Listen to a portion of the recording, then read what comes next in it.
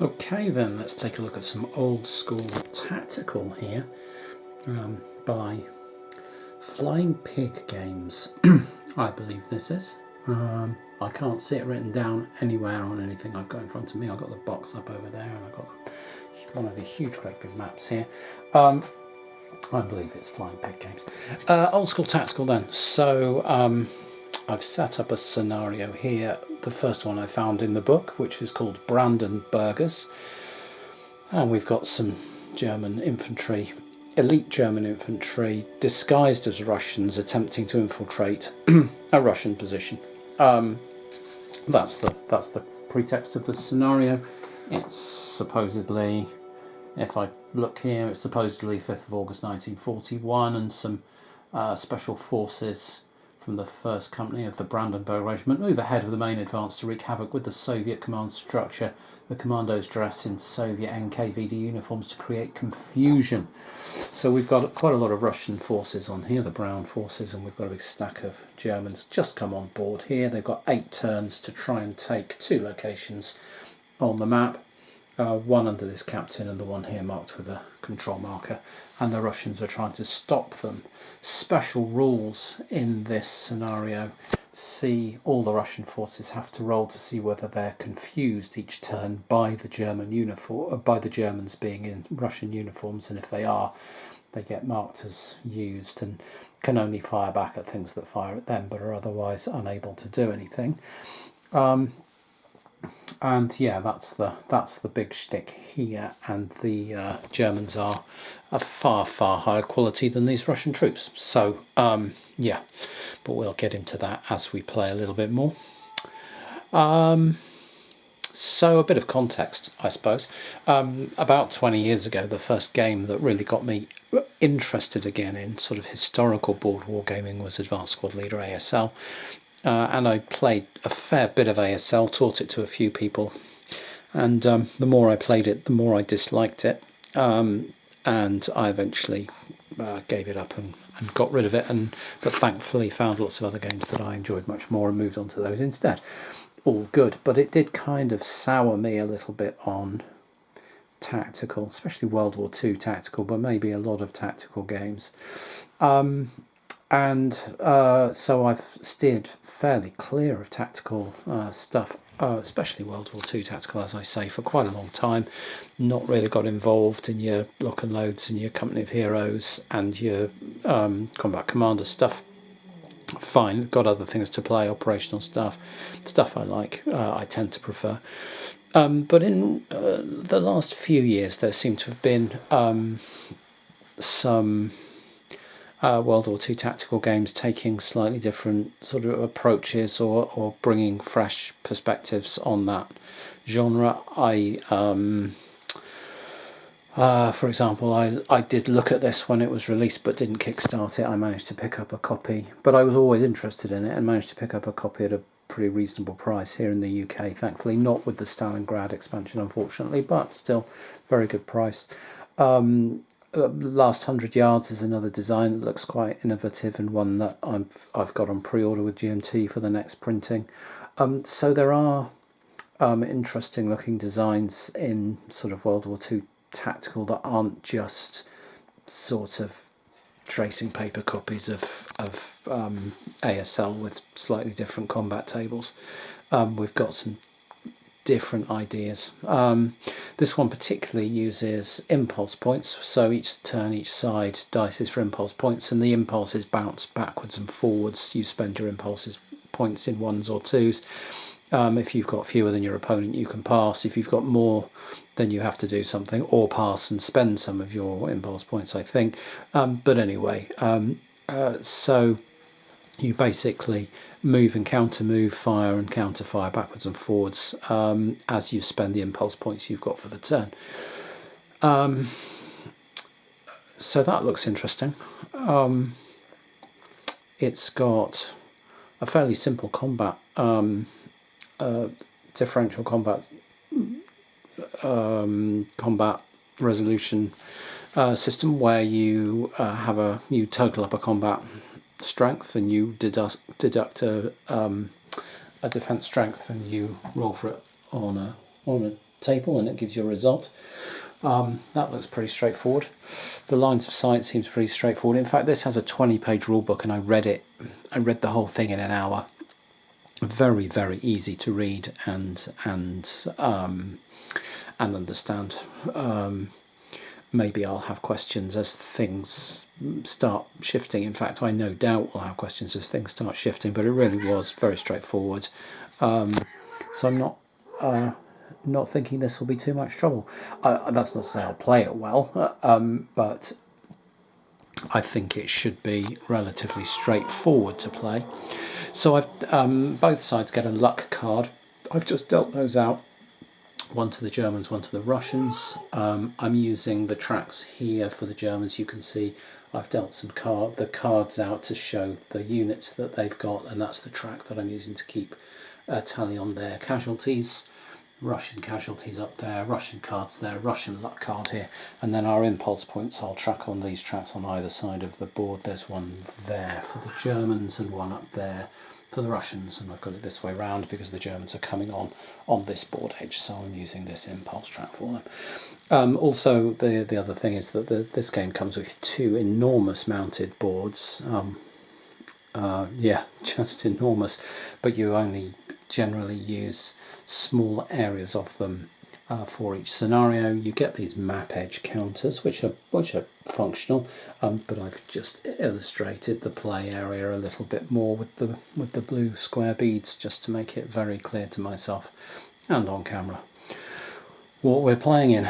So these Germans I put down here, I could have started over here. There was a building for them to move into here, but they just looked like they were going to run unnecessarily into potential problems with these 2 Russian units here, and I thought instead we'd try and move up through these woods and form some sort of fire group there, and have a look at getting through to this farmhouse, this building that the captain is in, via this farmland here. But it is all looking, I think there's a building here and some woods that we can use to approach, so we need to knock these guys out and then use that as a staging point to get in there and then work our way up there. That's the idea. So yeah, gonna move into these woods, establish some, we've got a light machine gun, we've got very good range, we've got great firepower. We're going to try and mow down what's in front of us and then advance. Yeah, it won't be too sophisticated, but let's just see how this goes. So the first, having done the luck cards, we attach leaders' weapons with smoke. We flip over smoke counters or remove them. We make scenario rolls, so I'm going to go round and roll for all the Russian, it's either units or stacks, to see which ones are confused, and then we'll do an initiative roll, and then we'll see how many impulse points we're getting. So in turn 1 you can see already, or turn 8 because you count them down, but anyway, this turn you can see the impact of that confusion on the Russians. These green and blue striped used markers show all the confused stacks. It is per hex rather than per unit, and so there are a couple of frontline squads, Russian squads here, who are not confused, and a rifle squad there, and this BA-20 sort of jeep with a heavy machine gun on it thing up here that's alert, but everything else is confused. So the next thing we roll for is initiative, to see who goes first in the turn. So I'll roll for the Germans. It's a 2d6 roll. They get a 5. The Russians get a 9, so the Russians are going first. And then we roll for impulse points for each side, and in the scenario instructions tell you how many dice you get. This is Brandenburgers here, and it says impulse dice 3 for the Germans. The gut check is your base sort of morale check to pass broken and shaken checks. The Germans on a 6, the Russians on a 9 gut check, the far worse troops, and only 2 impulse dice. So let's see how many impulse points the Russians are getting. And they've got 6. Okay, so I'll move that one off. That was for the 10s in case it was needed, but they've just got 6. And then the Germans will roll their 3 dice, and they've got 9. Okay, so the Russians have got some thinking to do. So that was turn 1. That went very quickly. That was a sort of getting to know you kind of turn. Let me just grab some tweezers, so apologies for the camera shake here. So the Germans moved up through these woods, and I did actually rearrange their setup slightly to make it more sensible than I had it, because they had a stack with only 3 movement points, and it was much more sensible for them to go 1, 2, 3 than to be here and go 1, 2 and then stop. So the 4s went here, 1, 2, 3, 4, 1, 2, 3, 4. There was some exchange of fire from this vehicle here into the woods, which was unsuccessful on both occasions. He should have had a used marker on him. The Russians repositioned some units in various places, moving from this area around into here and moving around there and up there. And you can see the broken marker there.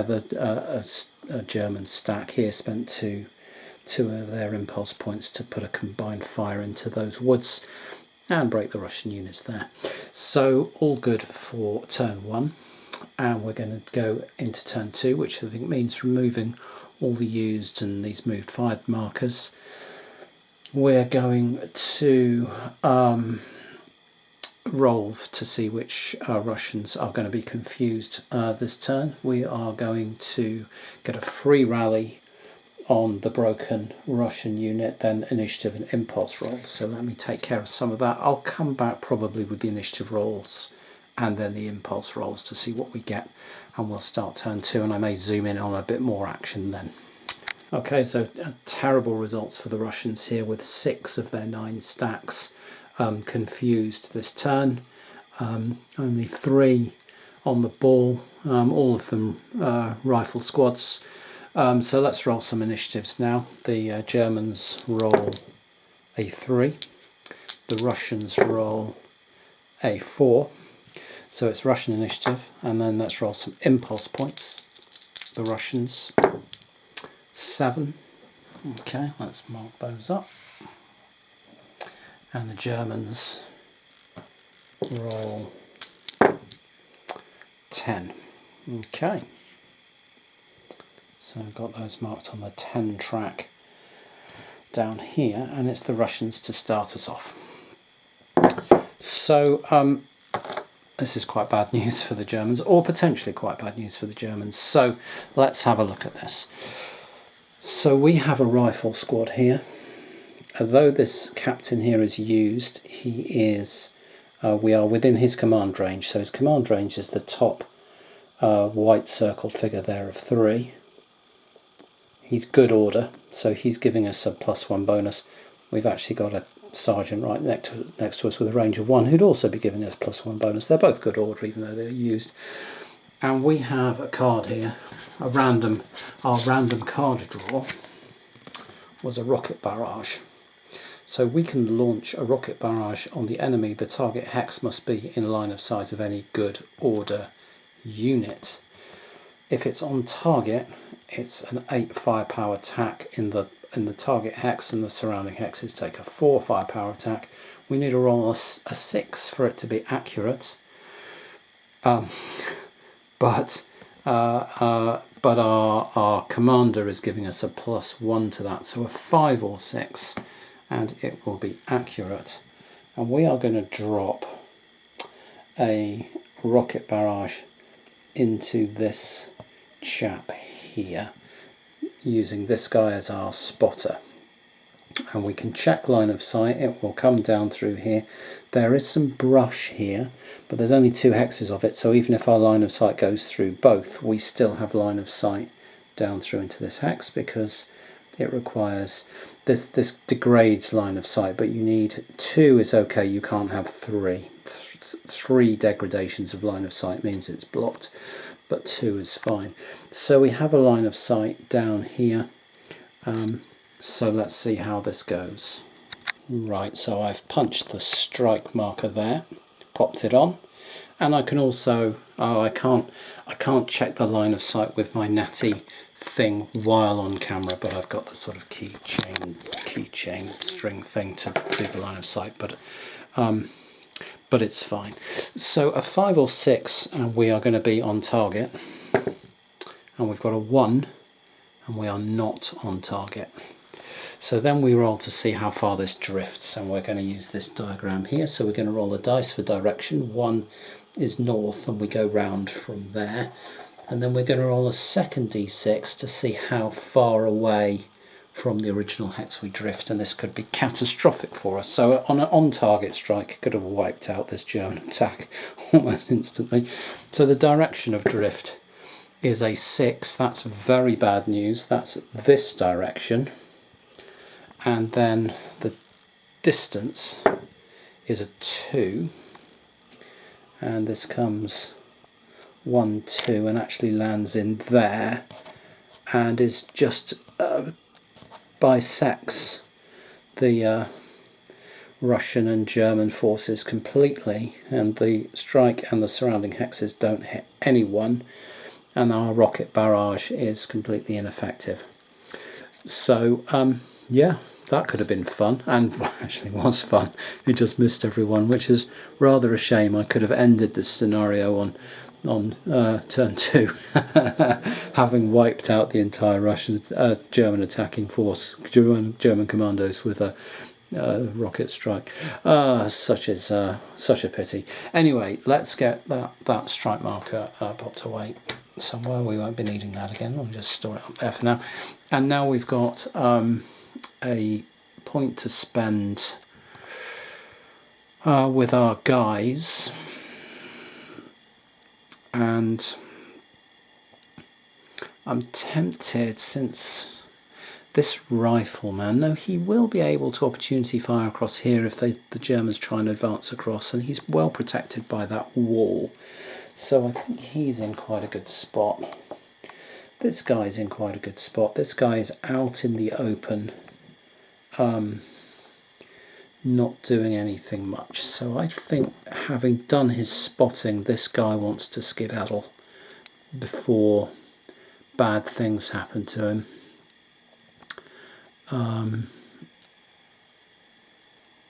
So I'm going to move him out of the way, probably back to where he was round here, I reckon. So I'm going to move him 1, 2, 3, 4. I don't think he's going to be subject to any opportunity fire while he does that, and we'll pop up a moved marker on him. We'll drop the Russian impulse points by 1, and we'll carry on. In the excitement of launching rockets, I'd forgotten to give our shock unit here a free rally check, and he needed a 9 or better to rally, and he got a 10, so he was rallied, which means that he should then, we should have needed to check whether he was used or not, and he's not, so he is fine. And at that point, I'm just going to retcon what I've done slightly, because the spending of our card doesn't cost us an impulse point, and so having spent our card to fire the rocket attack, the most sensible thing we could possibly do then would be to use this 3-range shock unit to put an attack into something, possibly this top assault guy with the light machine gun, or possibly into here. So we're going to hit that assault unit. No, we're not. We're going to hit this assault unit in here. Defensive 3 plus 2 for the woods is 5, and we've got an attack of 5, so we're on a net 0 attack here, and we're gonna attack him. We get a 7 on the 0 column here. Let's show a bit of combat working. So a 7 is a shaken result, so he needs to make a gut check or he will be shaken. His gut check is a 6. He's rolled a 10 and passed it. And we now pop a fired down on our guy here. And that's a far more sensible use of our first impulse point. And now we're on to the Germans. So the end of turn 2. In fact, this is the beginning of turn 3. But during turn 2, German fire wiped out the Russian shock troops that were lurking in the woods on the right as we look at it up here. But prior to that, concentrated fire wiped them out, but prior to that the Russians managed to put some casualties into a German assault squad, and then these repositioned round to try and make an advance somewhere up towards the centre.